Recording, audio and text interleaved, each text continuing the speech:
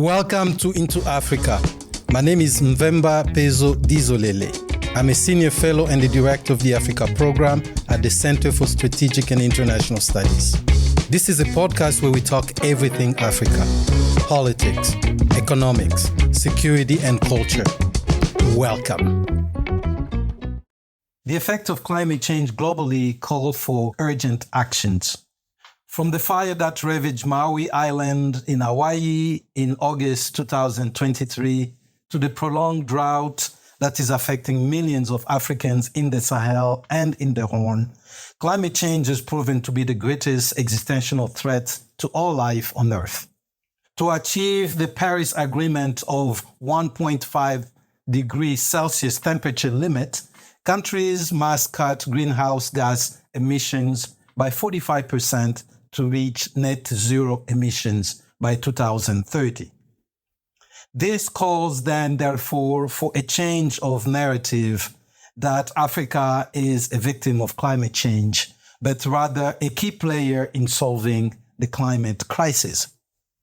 In early September 2023, Kenya hosted the first African Climate Summit that attracted policymakers, development banks, philanthropists, and investors who are interested in climate change solutions. The theme of the summit was driving green growth and climate finance solutions for Africa and the world, and generated pledges of $23 billion. However, developed economies had promised to contribute $100 billion annually in climate finance at the United Nations Climate Change Conference, COP15, in Copenhagen 14 years ago.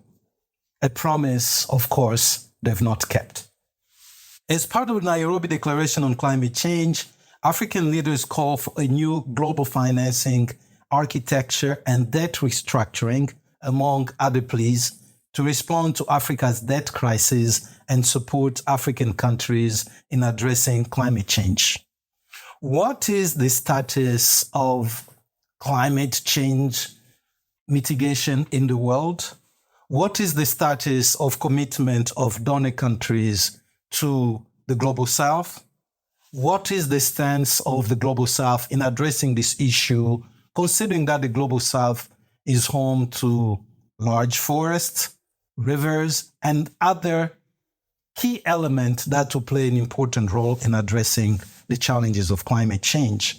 Joining me today to unpack these issues are two experts who attended the Nairobi summit: Ikal Angelei, who is an indigenous rights activist in Kenya, and Serah Makka, Africa Executive Director at One. Welcome, Serah, and welcome, Ikal, to Into Africa. Thank you very much. You attended the summit. You follow this crisis, really, because we should call it a crisis, slowly brewing in certain parts of the world. And in other parts of the world, Ikal, like your part of the world, you in Turkana, this is a real thing. You don't have to wait for people in Washington, D.C. or in Paris to tell you about climate change and the effect. Where are we? So thank you very much for asking me to join this conversation. For us, when people talk about climate change as a crisis bound to happen, we've been feeling it for the longest time. In fact, the most number of people who are dying out of starvation, malnutrition, and other things related to the climate crisis has been going on. It's just that because it is parts of the world that it's not seen as a catastrophe, it is seen as a normal. It's sort of left as something that's just happening. And unless it's in the thousands, as recently seen in this part where it's southern Ethiopia, Somalia, and northern Kenya, then it made the news. And so for us, we've been feeling it, and we continue to suffer the impacts of the climate crisis. You say you've been feeling it, Ikal. What exactly are you feeling and what's happening in your part of the world? Turkana, just to make it for people who used to have a big lake, it used to be a thriving community or a thriving region. What has happened? What effects that are so real to you you've just tried to describe here? While it is an arid area, we've always known that it's dry, but we had certain seasons where we had the rains. We are a livestock keeping community. And so our lifestyle is related to livestock. So while we moved from place to place, it was part of our coping mechanism. But right now, even if you move to dry season grazing areas, you barely get any pasture. And even if you get any pasture, there is no water. And we've seen also now it leads to the conflict amongst communities. So that's something that we are facing it more and more. And it is affecting not only, it's actually leading to the fragmentation. So where we would move as bigger crowds, bigger homesteads, we now have to break apart into smaller groups, pastoral associations, so that at least to reduce the impact of people, moving to one place and not getting pasture. So we are being forced to rethink how we migrate, where we migrate to, and also what are some of the relations we build with the neighboring communities and countries. So this means it's really changing the way of life for your communities. Yes, it is. It's not only changing the way of life, it's changing sort of a sense of the identity, culture, social cultural relations. So it's more than just a livelihood, but also really moving into something that is cultural and a sense of identity.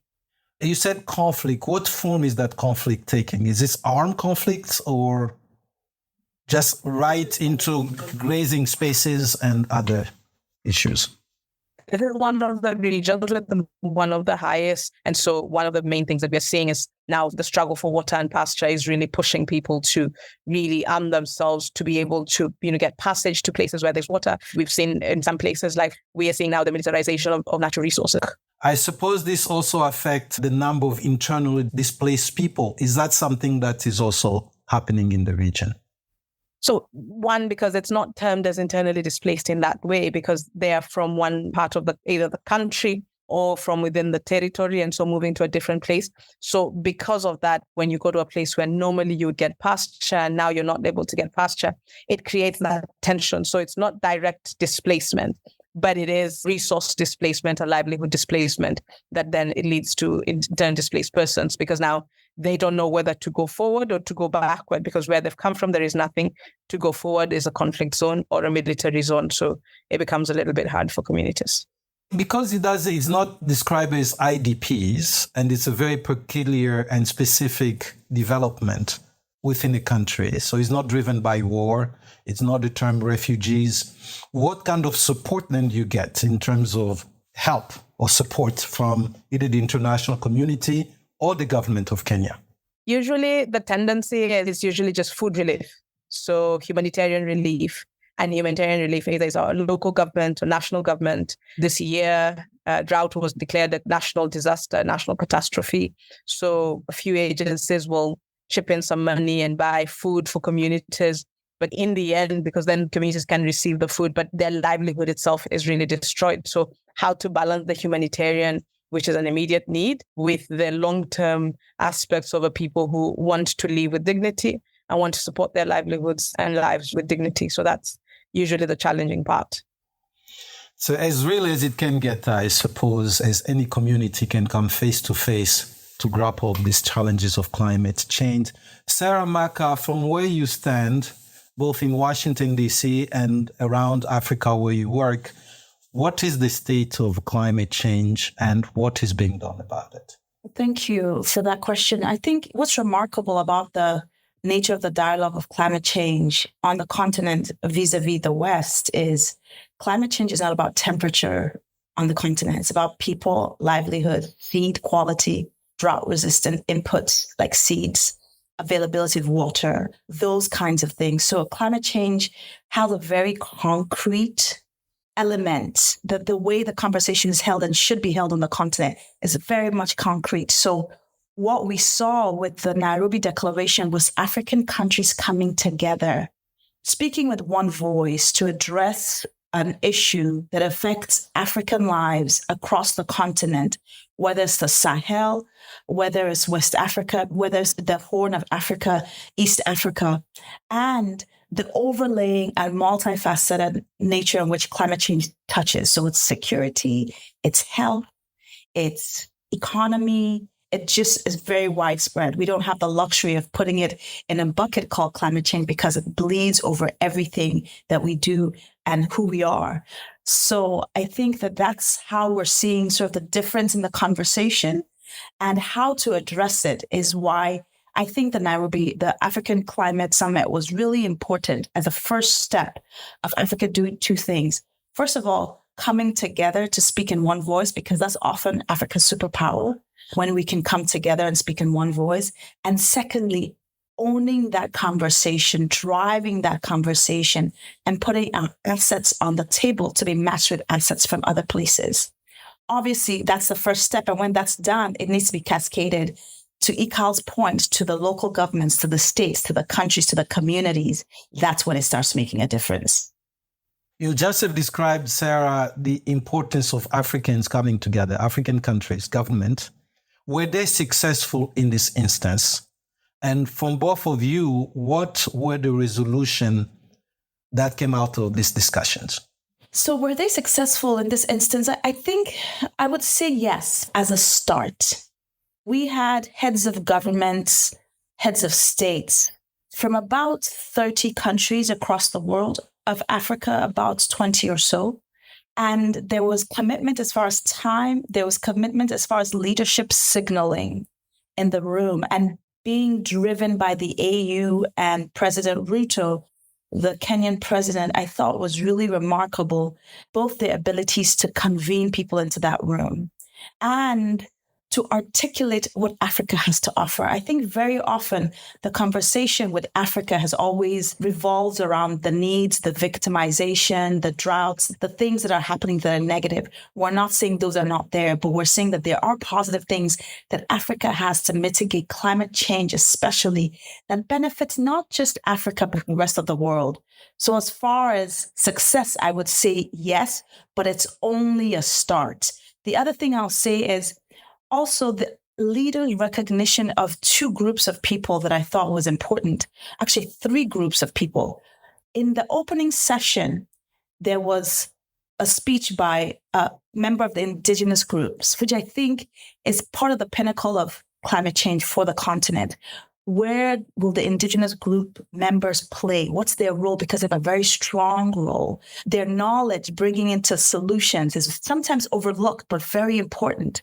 The second group of people were the young people. Again, this is their continent. This is their problem, really. We're passing it on to them to solve. So having them come close in that session and the first opening day, I thought was very important and an important leadership signal. And the third group was the CSO community. It's not enough that the government sit around the table and discuss this, because the people must be involved. In the CSL community is a proxy for the voices of those who might not be privy to be in those rooms. So all in all, I would say it was a strong start to this conversation, but only a start. That is not always the way this big summit pan out, right? It's often government officials who dominate the discussion. It's good to know that this various group, this various segments of the public space were involved on that platform. From your perspective, Ikal, as an indigenous rights activist in an area that is front and center when it comes to this contingency, what did you take from the summit? I think for me, while Serah says it was a success, I think that what we had to do in the background was a lot more. This whole summit was private sector driven, market driven interest. That was not Africans' agenda. And so what happened 2 weeks before, the African Union was not privy to a lot of what was going on. And so the efforts of about 800 civil society organizations to come out and call out our own president on this was really, for me, a space that showed the African voices, the everyday farmers, the everyday civil society were coming out and calling out the fact that it was a very northern-based agenda, that African organizations that are in Africa, but push a non-Africa, basically a global North agenda, were really the ones shaping a lot of this conversation. So for us, it was the fact that it started really low for us and then picked up, because we really were able to get over 800 people and institutions coming out and saying, no, we cannot have a private sector driven agenda. So seeing that, and then the aftermath with a lot of diplomacy and push back and forth to have indigenous people, to have civil society on the table was very important. And to say that in the end, the summit wasn't all bad. Yes, bringing all the number of African presidents to damage, considering that the African continent, while not a big polluter, is really the one suffering the issues of loss and damage. And then just the interest on public problems being privatized. For us, those are concerns, because we've seen that water issues in the continent is always a public issue, a private solution. The fact that, in fact, at first we were calling it a carbon summit because the focus was really around carbon. And so issues around food systems were not at the center of this. And it took a lot of back and forth to really make sure that we are talking around what's going on with the fertilizer situation, what's happening with the GMO crisis and the entrance of GMO into this continent, because a lot of the issues were already formed by institutions like McKinsey, who are pushing an external agenda that basically uses Africa as a platform for external, and especially a global north, the legitimizing of a global north process. So in the end, did you feel that you pushed back enough to shift the agenda? Or are you saying in the end, the market-driven approach was still the one that was front and center? I think we pushed back enough to start to open the door for more and more people to come in, but we still have a lot to do and a lot of conversations to have internally within the continent to really ask ourselves, what is the climate agenda and how do we make the African agenda really front and centered around this? We were also happy around the push for global reforms around the international financial architecture. So some of those things are really good, but then we've got to say that how we do it and what role African governments play in this process. It's good when they come together, but it's also important then how do they not only come together in a summit, but how do they walk the path together instead of when they're in the summit together and then everybody's signing their own different agreements outside. It really beats the purpose of a collective process, a collective agenda. Serah, this, I presume, where you come in as being at the crossroads of what Ikal is describing, the challenges they face on the ground. And you are at one which bridges the gap between policymakers and our friends on the ground. What are the challenges there in terms of moving this policy forward in the way that it makes sense to the people who need it the most? Yeah, that's really good. Something Ikal mentioned is really important to stress, which is African leaders coming together. First and foremost, Africa needs to own this in truth. And when you look at the patterns on the continent for the last, I think, 9 months, there has been an incremental move towards ownership, I must admit. From the AU summit in January, when this conversation about global financial architecture took on a different tenure during the Africa Union Summit, to ministers of finance talking about this issue, to other convenings in Nairobi, all the way leading to the African Climate Summit. There is a growth of ownership across the continent with policy leaders. However, Ikal's point about it's not enough to convene and have one voice, but it's in the bilateral moments when it's Zimbabwe facing another Western country, or it's South Africa, that the leaders really need to put our heads together to ensure that we're having an African common position that translates to their country's preferred position as well. When there's divergence between what a country wants and what the African continent needs, that's where we have a breakdown in conversation. And the truth of the matter is our continent has 1.4 billion people. That's compared to China that has 1.4 billion people, and compared to India that has 1.4 billion people. There is no way a Nigeria with its 200 million people can sit across the table from China and get a fair deal. It tucks itself under the African umbrella to get a fair deal. So one challenge is, how do we ensure we don't trade off what the continent needs and the power of continental, a common voice with what national needs are? And when we plot our African countries across the continuum, they're all very different in their assets they bring to climate change fight, in their needs they bring to ensuring that across the board, every single country has a challenge with cost of living, supply chain. The economic picture of each country is hard. Our fiscal room is real tight. That's why the global financial architecture argument is getting a lot of volume. We're putting a lot of fire to that conversation because things are tough economically. So how do we ensure that we don't pitch what a country needs against what a continent needs? That's the first challenge. The second is trust. So there is a trust deficit, and it's not an African trust deficit. It's a trust deficit globally between leaders and people. And in the absence of trust, two very important components are communication and transparency. So there needs to be a commitment to converse with people and share the tough things. So this is where we are. This is what our country is dealing with. And transparency so that any member of the community can see what the country is doing, can see the negotiations around the table.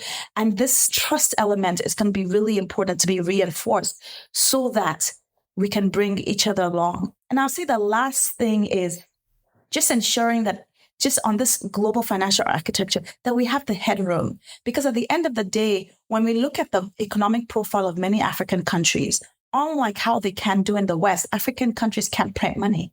So when the World Bank does not have enough resources coming to the continent, or we have not traded our resources for the highest use of those resources through trade and getting value for money, or we haven't provided domestically, we've not generated enough resources, there's very little a government can do to allay the challenges, whether it's in the humanitarian bids of giving food, as Ikal mentioned, to those indigenous communities as we face the very concrete effect of climate change, or future investments for the generations to come. There's very little a country can do with a picture of the fiscal room being so tight.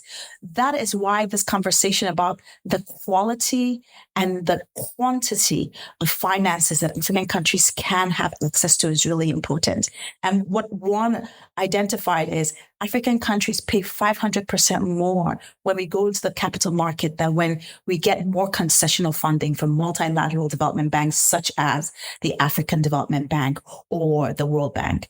Those sources of capital are cheaper. And what cheaper capital means is a country doesn't have to trade off paying its interest rates or paying nurses, paying its interest rates or paying teachers, because that's what many countries are having to do today as we speak.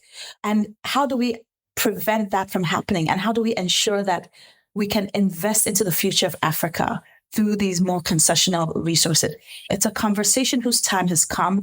The injustice and inequity of the financial system and many other systems that bias Africa, we need to look at, we need to change, and we need to speak that truth to power, because the effect is real. What I appreciate about the moment we're in, the effect is real, not just for Africa, for the rest of the world. So we're all in this together, even though it always feels that Africa is on this corner and the rest of the world is here and they can be just fine on their own. Climate change is going to be one of the game changers to say, well, given as we share a common climate, if Africa can address the challenges, the other parts of the world also benefit from our ability to address it. And we can. Natural forestry that absorbs more carbon than the Amazon. We have 17% of the national forestry in the world. Green minerals for all the transitions we need for batteries, electric vehicles, human capital, 750 million young people becoming to the workforce by 2050. That's innovation. That's something we can deploy. And renewable resources. Because of our location, whether it's solar, it's geothermal, sitting in Kenya using 92% of geothermal energy, or it's wind harnessing power, Africa's got it. The rest of the world can benefit. I hear a lot of challenges there, Serah. One that I would like you to flesh out a little more, this gap that you talked about, what a country can do at its own national level versus what they can do as a bloc, as Africa bloc. What is being done to address that? Because Ikal talked about earlier, this should not be viewed as a humanitarian issue where Africa is over here and the West is coming to save Africa once again. What you are saying, both of you actually, is Africans. In Nairobi, this became clear that civil society, indigenous people, and other groups literally push back and say, this is our issue. We want to be front and center on this. Don't tell us about McKinsey, what so-and-so said. At the same time, Serah, what you're addressing is also bringing out the issue of the African leadership itself. How do we build that leadership so that it's coherent and is not about one president shining in New York or elsewhere, becoming the darling of the West, but rather these leaders coming together and delivering for the people? The issue of wars, the issue of drought, the issue of migration, a lot of this stuff, while there's nature, there are also issues that are homemade and did not helping the people. And the good news is that we have a platform that already exists to tackle this, which is the African Union. And the African Free Trade Continental Area has been set up to harness this very thing we're talking about. as a bloc, Africa, our trade within ourselves is 14%. And compared to the trade with Europe, which is about 60%, and the trade with North America, which is about 30%, 30 to 40%. But Africa is trading within itself 14%. To build out that continental free trade area, we need to figure out, what is Africa trading? What is Ghana trading with Niger, or Niger trading with Nigeria? What are those products? Because at the end of all developmental challenges is, where's your resourcing coming from? Do you have enough revenue? Do you have enough money to do the things that you need to do? So the good news is that continental free trade area could be one of the waves that we ride on the continent to harness the continental agreement, the continental consensus that's required through our economic ability.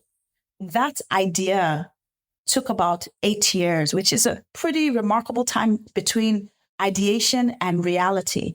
And one of the things that I love to observe about the continental free trade area is, earlier this year, we did a demo. We shipped some things from the continental free trade area, shipped some, I believe there were teas from Kenya to Ghana, and it took 6 months. 6 months to ship teas, products between Kenya and Ghana.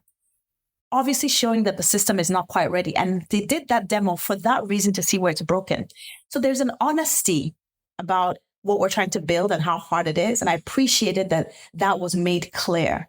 The way that we guard against trading of country preferences for continental preferences is negotiated at those common platforms like the AU summits. What happens in between those AU summits? But there needs to be a commitment and a vision for African leaders to see what is possible.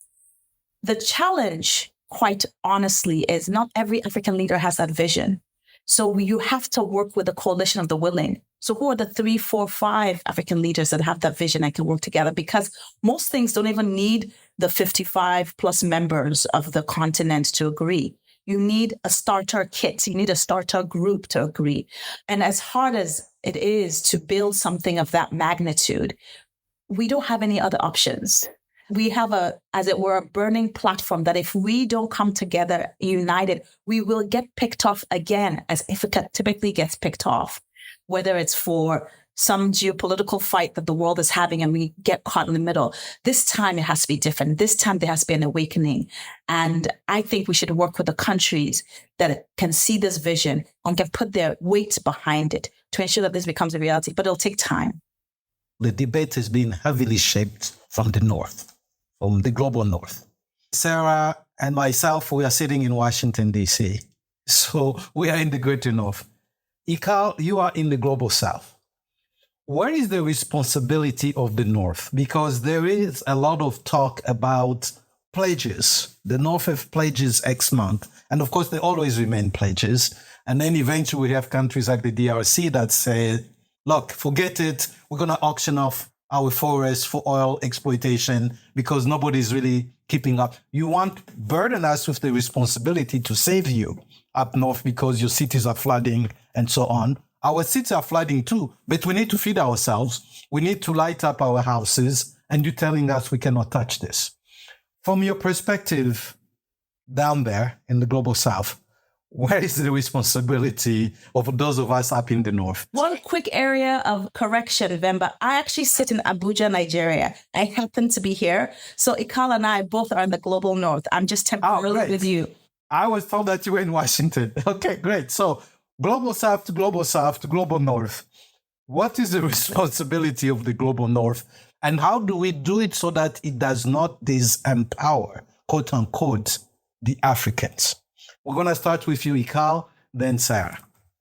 I think one of the reasons, so it's very interesting that you asked that question, because I know 3 presidents who say they were not going to come and have Americans lecture them about not exploiting the resources when the West was actually opening up a lot of its resources. So if you look at after Russia, Germany started going back to tapping into their coal fields. Right now, a lot of the US, actually, if you look at about 60% of the new oil fields in Africa are actually sponsored by the US. So you just look at, those are clear statements made by a lot of the African presidents. And so that's something that we see.